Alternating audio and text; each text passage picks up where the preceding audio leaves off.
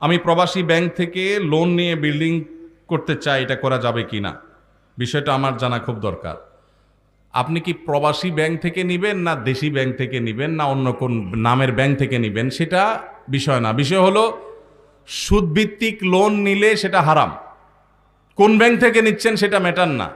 Bank থেকে যদি সুদভিত্তিক loan নেন সেটা কি হারাম। আপনি বাড়ি করার জন্য সুদভিত্তিক লোন নেই, সেটা হারাম হবে। প্রয়োজনে আপনি ভাড়া বাড়িতে থাকবেন, কুড়ের ঘরে থাকবেন, কিন্তু হারামে জড়াবেন না। আল্লাহ আমাদেরকে বুঝদান করুক। বেশিরভাগ গ্রামে শহরে এখন মানুষ কথায় কথায় সুদের কারবার করে। সুদ যে কত ভয়াবহ, আল্লাহ তাআলা সুদের কারবারকারীকে যুদ্ধের ঘোষণা দিয়েছেন, যুদ্ধের ঘোষণা। ফাআযানু বিহারবিন মিনাল্লাহি ওয়া রাসূলি, ভয়ঙ্কর ব্যাপার। কিন্তু গোটা পৃথিবীর অর্থনীতি দাঁড়িয়ে আছে সুদের উপরে। অনেক দীর্ঘ আলোচনা দরকার, আমার হাতে সময় নাই।